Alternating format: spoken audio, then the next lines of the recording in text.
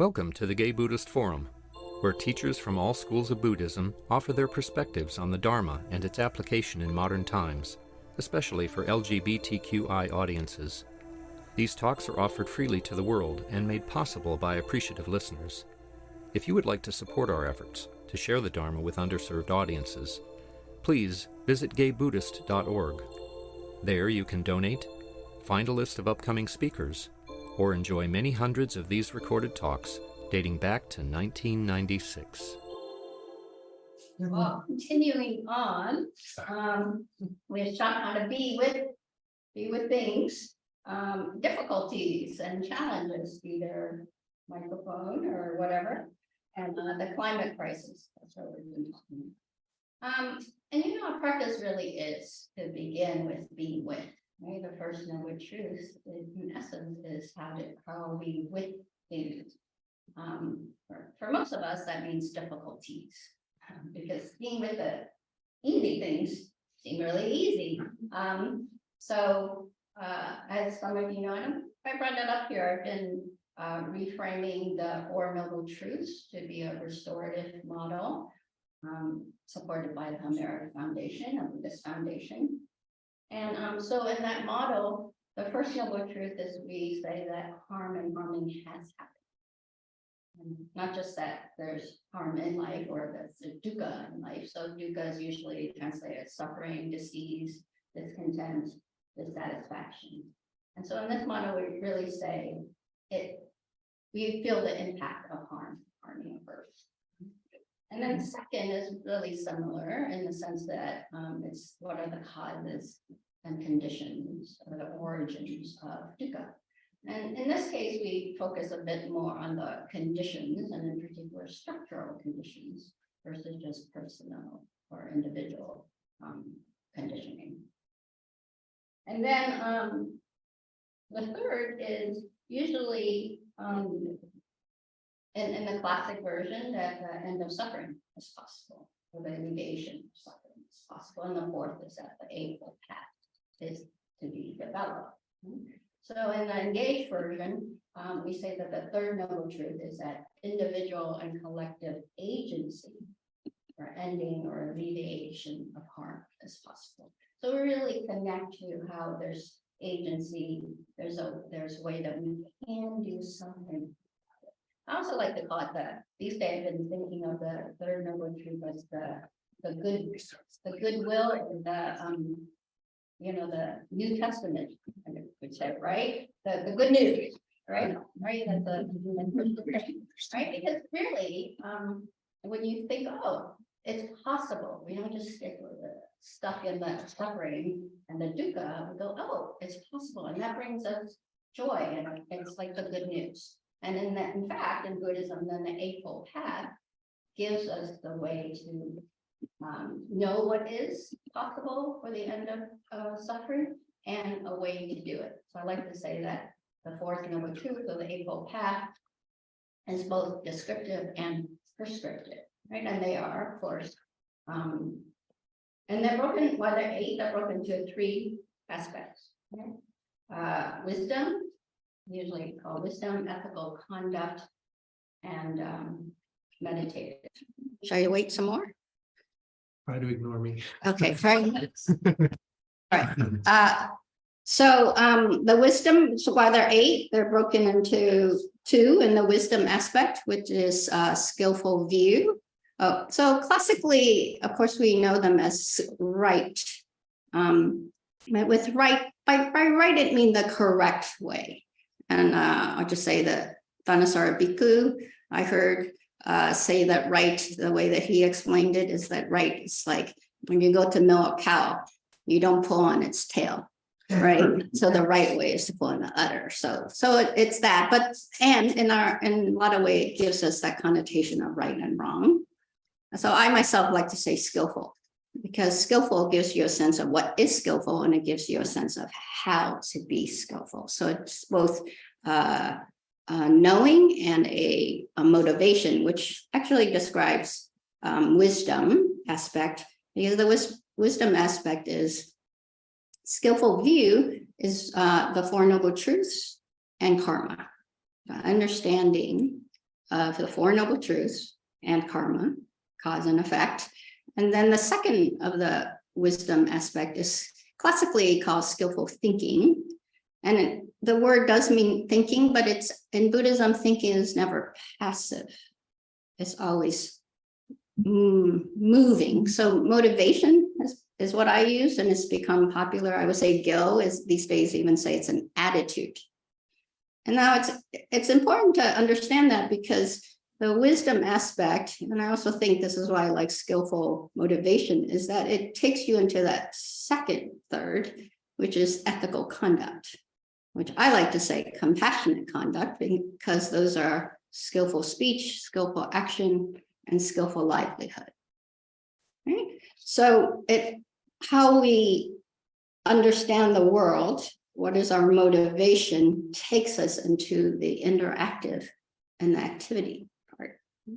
And then the last third is skillful effort, skillful mindfulness, and skillful concentration.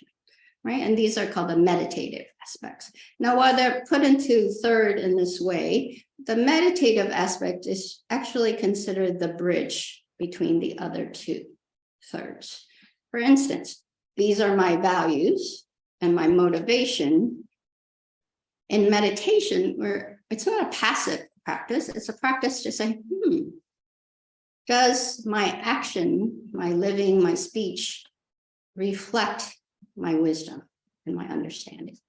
Or I've acted a certain way, I sit down and I think, was that in accordance with my values and my wisdom, right? So the meditative aspect is really there to kind of settle us and help us settle or connect to, or to be in alignment, or to have the integrity of both living by our wisdom and clarifying our wisdom through our action. Does that make sense? Okay, all right. If not, I'll say more. So a lot of ways we actually start out by anchoring, and this is why the first noble truth is really important, I think. And anchoring, and then the first noble truth also isn't just an intellectual thing, right? The practice instruction of the first noble truth is to investigate, or another way to put it is to acknowledge, right? To realize what is actually true and present. And so it helps us anchor, because we can't solve a problem until we clarify what it is and we agree on what it is. And that's where a lot of the conflict is, when you say agreeing what the problem is. Once we, as a group or a coalition or two people, or even within myself, when I agree on what the issue is, or that I want to address, then I have much more of a sense of what is the A or the correct or the appropriate response. So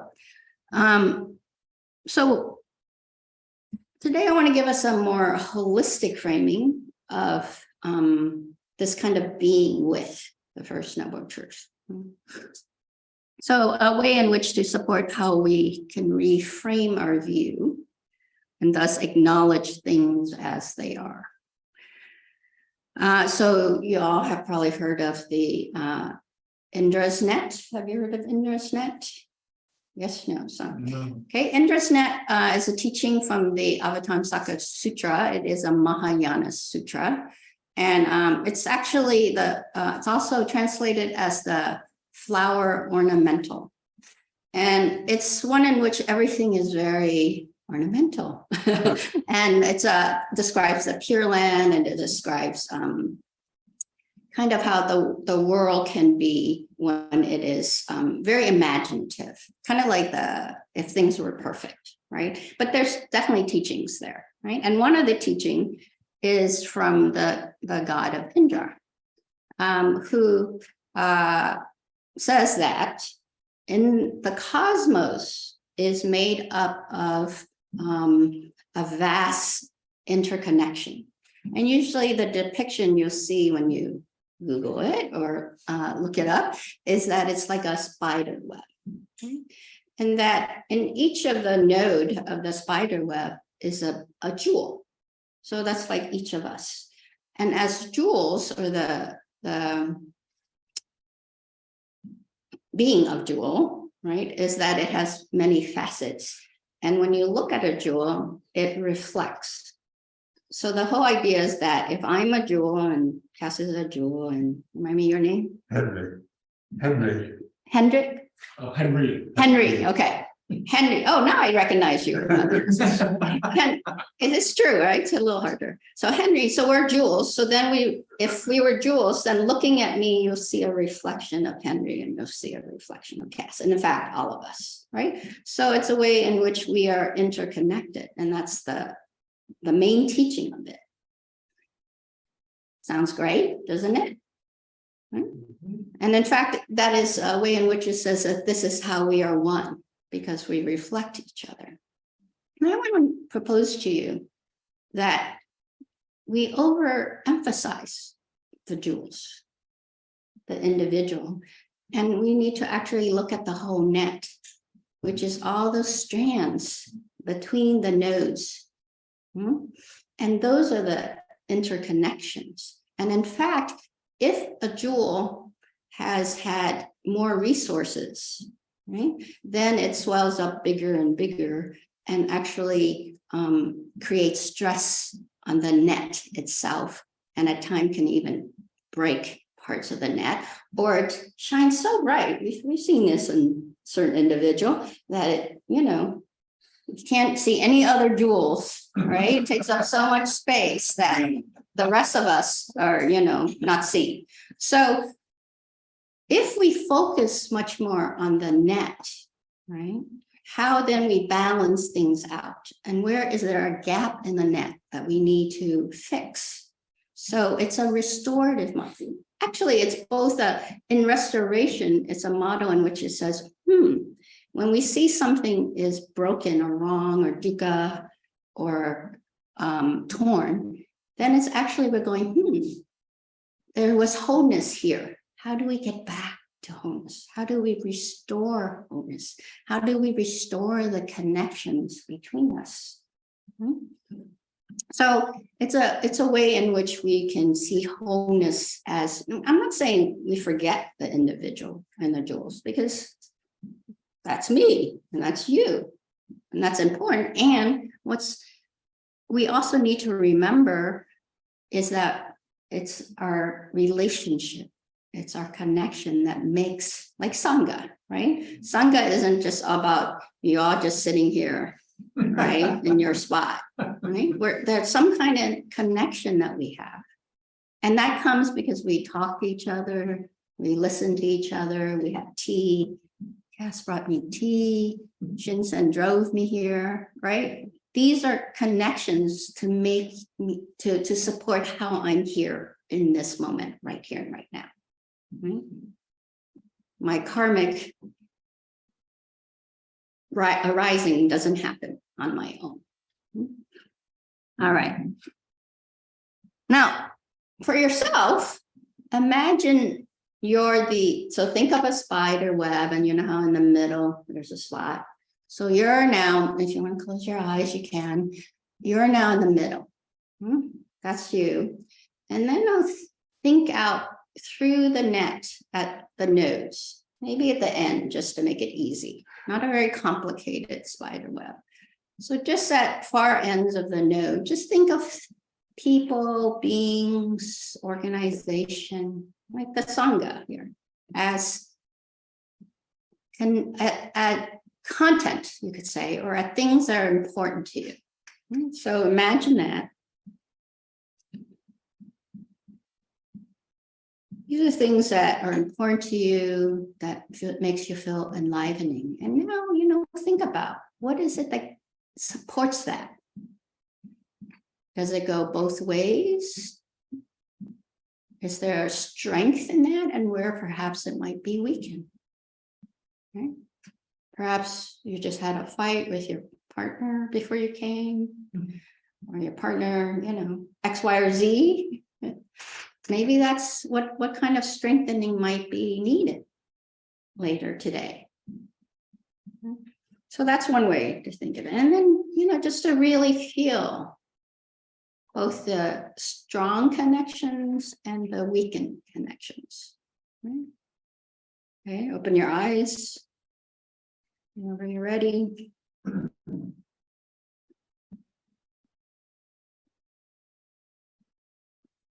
So then skillful view, you can think of as really so much of our practice of skillful view is to understand the Four Noble Truths and karma much, much more.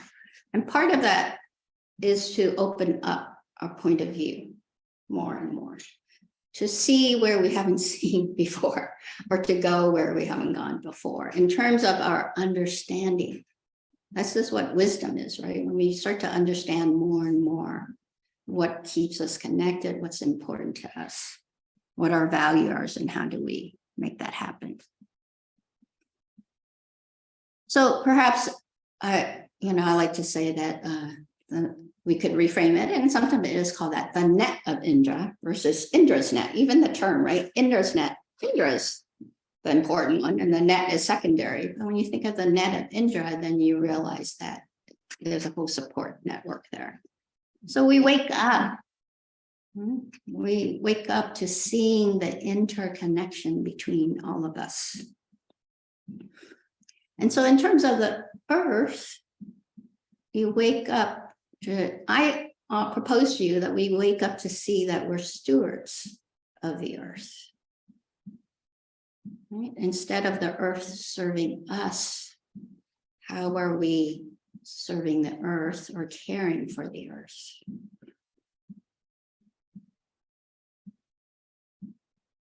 So ways of practicing the sense of interconnection. So how do we practice to realize that we are interconnected? And in that, so how do we use our wisdom to enact ethical conduct or compassionate conduct? Or how does our practice support us to have skillful means to put into action? So one is our meditation practice, of course. It really helps us to settle so that we can be more clear about what the problems are. And that the irony in some ways, I think, is that we actually learn to disconnect from the content. For instance, I'll just, I was just going to say this, and let's see, I have some other notes. Did I have an example of this? I have some other things to say about it, but I'll just say, obviously, I was late. And Shinsen very nicely was going to pick me up, right? 10 o'clock, I live in TL Civic Center, about plenty of time on an early Sunday morning. Right? So I'm out there, I'm early, I text her, right? I'm sorry, is it okay if I talk about this? She's used to me talking about things that just happened, but I should check, right? And usually I end up, it's about how I mess up and rethink things. So it's not about Shinsen, it's about me, right? So I even text her and I say, oh, I'm ready early, right?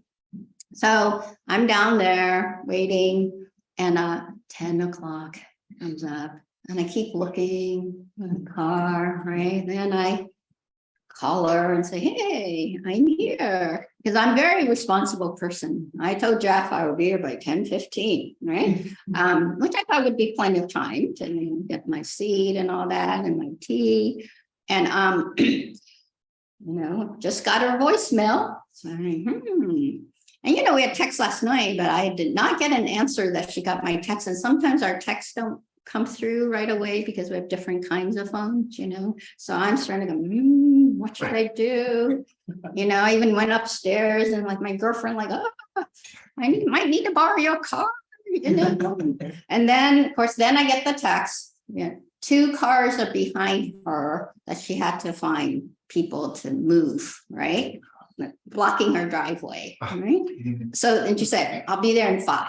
So I go down and it's now 12. I'm like, right? We get here, I'm just in time, and bad with me. Greg was like, oh, you arrived. Perfectly fine. You're on time, right? So I go to sit down. And, I'm really grateful actually that I didn't have to lead a meditation because then I could just settle. And I would say to you that I think it's my Zen practice because we're very body based. Like we take the seat. That's what we do to begin our meditation. We don't go to the breath. We go to our posture and we really take the seat, right? And so I kept, of course, the story about how I arrived, being late, my chair creaking, thank you, Henry, for fixing that too, all sorts of stuff, right? The heater going on. At first I was like, oh, the neighbors, then I felt the warm air. And then, so, the practice was just kept disengaging from the story. This is what I mean when I say the content, even of the why I'm late. To keep on just coming back to, again, in my lineage and my teaching, the teachings that have come down to me, and to just being in the body. And just, in fact, when you know your body, like for instance, I know that my head tends to drift to the left. And every time I remember that, and it's pretty small, but I drift back, I move my head back, then literally a breath fills me and I feel more relaxed.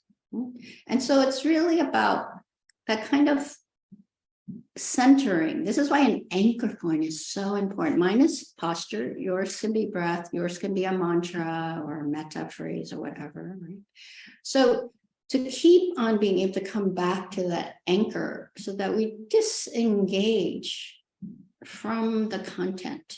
Not because the content isn't valid, right? Just much more, this is how we find settledness that's available in any moment and at any time. And from there, then we have the groundedness to go meet the difficulties of our lives, be them internal difficulties or external difficulties. That was okay, Shinsen?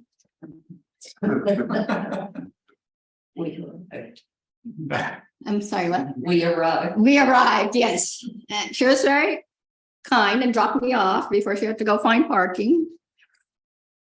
So now ritual, being a Zener, of course, is another way in which we practice actually that settledness into action. It's actually, ritual is a way of balancing. One way to think of it is a balancing of energy, right? How is it that we enact the motivation that we're going for?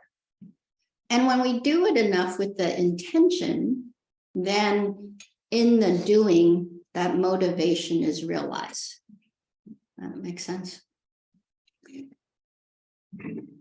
I'll tell you, right? Because of the pandemic, because things are changing, shifting. I actually haven't been at the temple hardly at all. My meditation group, we're Zen and Vipassana because I mix them, but I'm very laid back about the form because it can be a hindrance for people. And also, with busy tasks, sometimes it doesn't happen. And I'll tell you, I don't bow to my seat in a way very often these days, right? At home, I've gotten lazy and I just sit down when I meditate. Anyway, right? So when I came though, probably because of the altar, I'm sure it was, right? This is a temple space for me, right? I bow to the seat. And I turn around and bow to you all. Now, in Zen, we do that because first you bow to the seat because you're saying, I'm enacting awakening.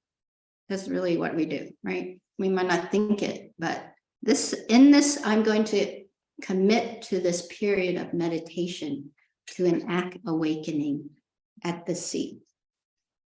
At this moment, at this place. And then we turn around and we bow to the room, which is really the assembly. And then, of course, everyone is facing the wall. So it's not like people are looking at you. And so we're actually saying, and then I'm going to do that with all of you.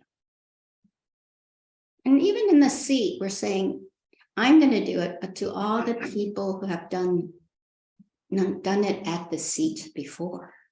And then in Zen, actually, if there's 2 people to the side, they're watching for you. And when you arrive, they bow too.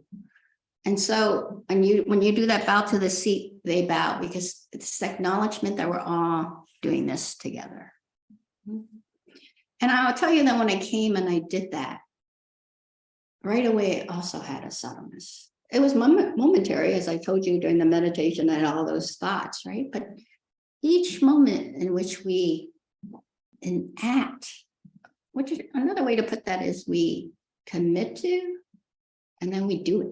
That's what I like to think of an act. It's my vow and the doing of the vow, or motivation vow sounds too big, right? This is my intention, and this is how I'm manifesting my intention. So it helps to balance one's energy. Bowing, right, supports us to really, Suzuki Roshi said, it is very much to overcome your ego. Because it is a practice of humbleness and humility in a positive way. Right? And of course, as many of you know, that's a bow to like the altar, be it for a ritual or just as a prostration. But it's also when we bow to each other, then we're bound to the Buddha in you, or your capacity for awakening, and you bound to me as we're acknowledging each other's capacity for awakening. And then in Zen, people have seen us, right? In the full prostration, we come down and then we put our hands like this and we bring it above our ears and down. You know what that is? The Buddha is standing on my hand and I'm lifting the Buddha up. This is why you don't go. Really, that's not the teaching. You're not going. You just kick them over, right? And that's why the hands go straight up, and it's gentle. You don't go. It's gentle. So notice, you might have seen it and you thought, oh God, all these rituals. What they're doing, right? But really, these are ways of enacting what's important, right? There's a sense actually of gratitude, right? I venerate the teachings of the Buddha. I have gratitude it's not that we're less than, it's much more that this is, and we all know this, right? When we care about each other, even when we shake, and I like to say there's bowing in Western, sometimes people think bowing so Eastern, but bowing is also very Western. Every time we shake our hand, we're going, that's a bowing. This is our form of bowing. When someone you care about, even across the room, you nod, that's a little bow, right? So bowing is this way in which we say, hey, I see you, I respect you. We venerate each other in that moment. And it reminds us that we don't do this alone, and actually we never have. And then, of course, there's the aspect of not self or non-duality or this interbeing, which another way to put it in terms of activism or bigger structure is coalition building or a collective sense. And now chanting is one of those. In Zen, we say you don't chant with your mouth, you chant with your ears. Because when we chant, there's one person that leads the chant called the kokyo, right? And they're the loudest voice, and they should only be the loudest voice. And they're loud at a certain time, like to introduce. And then when the rest of us have gotten a little off, like too low in energy and the chant or the tone isn't quite, then they become louder to raise. But the rest of us are just we chant with our ears because we're trying to harmonize with each other. We're not here to say, hey, I know this chant better than you, and, right? It's to go, hey, how do we harmonize with each other in this chant? And it's actually a really lovely practice at first, because many of us, when we're uncomfortable with not knowing, we become very competitive. Or maybe I should say I. When I'm uncomfortable and with not knowing, I can get rather competitive, right? And so it's a practice in which I set down my competitive. It's not a problem to be competitive. How can I practice meeting my not knowing with a sense of harmonizing and coalition building, you could say, as opposed to aggressive? For me, it's aggressive to be competitive, right? Or it can be. All right. So, again, from the World Food Program. They said, for the community supported by the World Food Program, these record-breaking changes have meant increased hunger at a time when humanitarian budgets are tightening. Today, nearly 350 million people face acute food insecurity worldwide. Yet in 2022, they received only 2/3 of the funding needed. Most devastating of all, those suffering the worst impacts did little to cause the damage. The 20 countries on the International Rescue Committee 2023 emergency watch list, including drought-hit Somalia and flood-hit Pakistan, contribute only 2% of global greenhouse gas emissions. In December, when Dubai hosts the 28th UN Climate Change Conference, and this is from Gunnar Laganda, the director of World Food Program, WFP. He says, we hope that the climate summit in 2023 will see much more concrete commitments to reduce greenhouse gas emissions and help the most vulnerable communities on the climate front lines to protect ourselves from loss and damage. A key principle of loss and damage funding should be that it is directed to local efforts and initiatives, starting with the most vulnerable first. First and foremost, this funding needs to go to solutions which protect local communities from harm and avoid them becoming dependent on debt, aid, or charity. With 1 in 23 people worldwide likely to need help to survive this year, scaling up climate adaptation solutions for vulnerable communities is more crucial than ever. Those needs will only mount as the planet heats up.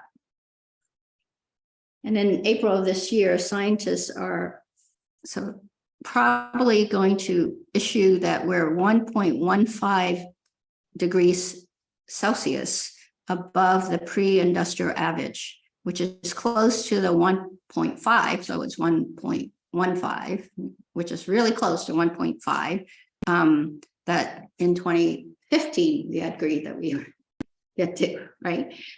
So the unabated rise in global temperatures and resulting increase in climate-related disasters is pushing the humanitarian effort system to breaking point, Maganda says. We urgently need the funding and systems in place to scale up climate adaptation solution in food systems, combining hazard forecasting with physical and financial protection. They do have a climate insurance program, just like subsidies, essentially, to help those affected most, that climate crisis affects their crops. And then they also want to put into action early warning system to provide assistance to people at risk before disasters strike. Laganda ends with, this year, as in 2023, is bound to be another challenging year for tackling climate change.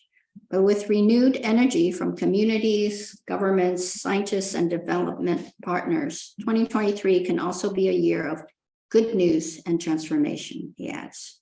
We have the power to create a better, more sustainable future. All right, I want to end with, so now think again about that spider web, right? And this time, what if you put the earth in the middle? Not yourself, but the earth, not that anything's wrong with yourself. But what if you include this other web, but the earth is in the middle? And then think about what aspects would help. And then think about how the strands for me are ways in which that can happen. And then just in a spider web, there are many nodes on the way. So for instance, I was thinking myself, right? I really have been, because who raise our food, right, is impacted a lot, right? And so can we buy local? That would be one thing. How do we perhaps buy organic? Because those pesticides that go into the waters also affect, right? They impact the ecosystem at the edges of waterways, and then that breaks down, and that contributes actually to drought. There's lots of stuff around the Sacramento area, right, around this. So just ways in which, like, can I commit to buying more organic? Myself having, been in much low income for many of my years, sometimes I think of organic as, just for the rich people. I admit that, And so, I want to really make more commitment to that, because one, it's much more accessible now too, right? So just where is it that, different values, this is the complexity of life, right? Is that, yeah, there are different values working, and how do we make them work, right? Which includes trying out different things or making commitment and then making adjustment. So those nodes on the way also can be small steps to achieving whatever your end goal is to support the earth. And then last, this is from, I was at a Buddhist Peace Fellowship gathering, and one of the co-leaders named B, I got this quote from her. She says, there's a West African quote I got from her. When spider webs unite, they can tie up a lion. When spider webs unite, they can tie up a lion. Right? That's strong. Spider webs are really strong. Right? Right. Thank you for your attention, listening. I don't know if we have time for any comments or questions. Yes, we do. Well, thank you for the reminder of the connection to everyone, not just the Sangha. I mean, growing up as a gay man or gay boy, seeing the separation and feeling the separation is at first, a cause of suffering, but it's then sort of a way of empowerment. It's like, you think I'm different, honey, you're so right. And so it's difficult sometimes, because we have a culture of that kind of emphasizes maybe assessment, let's say, not judgment. And separation. And so I read a poem recently that was really powerful, that it was basically made the point that when I'm irritated by people, when people do things that are cause me inconvenience, I forget that they're all going to die. And that has kept me, every time I kind of encounter anger or irritation, I try to come back to that thought, that we are really sharing this experience of life and consciousness together. Mhm. I just wanted to share. Thank you. Thank you for your sharing. Should we see if anyone online may have a question? Yes, anybody online?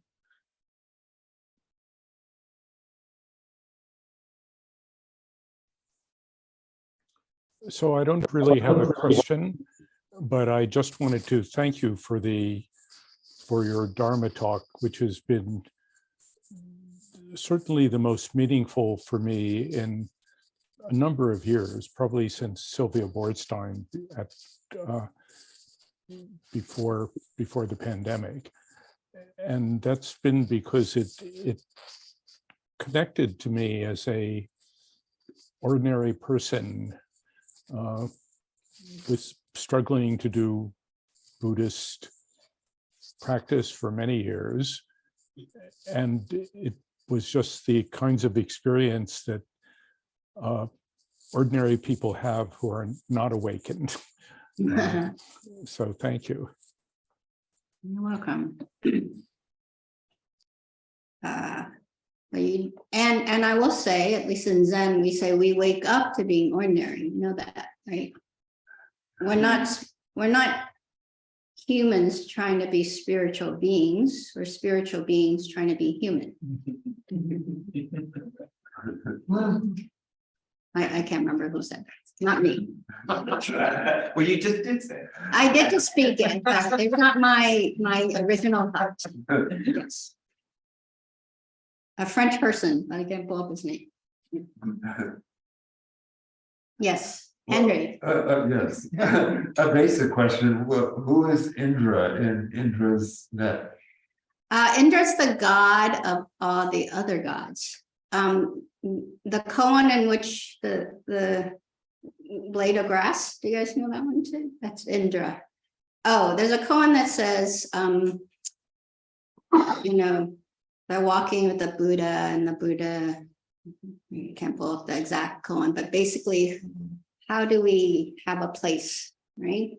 So then a blade of grass is planted, and the sanctuary grows, right? And Indra's the god of all the gods from the Vedic tradition. Yeah.